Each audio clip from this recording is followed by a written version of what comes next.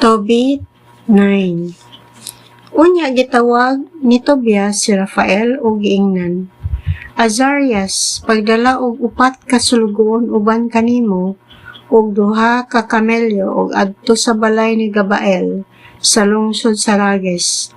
Ipakita kaniya ang pinirmahan nga dokumento aron ihatag niya kanimo ang salapi. Unya dadas siya nganhi alang sa kumbira sa kasal.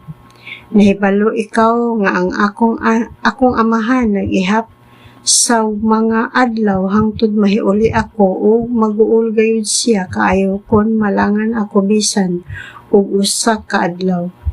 Nahibalo usab ikaw nga si Raguel naghangyo nga kinahanglang magpabilin ako og dili ako makahimo sa pagbalibad kaniya.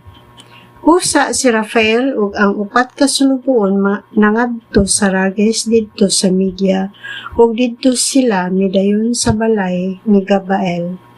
Gihatag ni Rafael kaniya ang pinirmahan nga dokumento o gisuginlan siya nga ang anak ni Tobit nga si Tobias bag-o lamang naminyo o nga siya si Gabael gidapit alang sa kumbira sa kasal.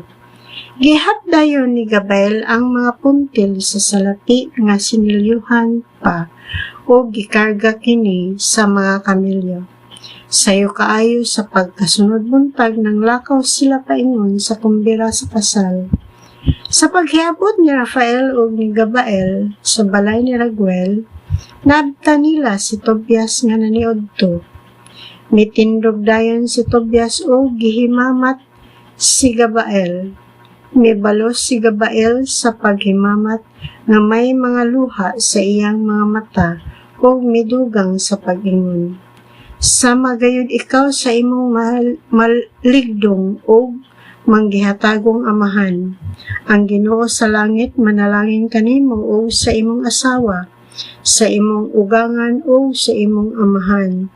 Daygon ang Diyos kay mitugot siya nga mabuhi pa ako aron makakita sa akong ig-agaw nga si Tobias nga sama gayog dagway sa iyang amahan.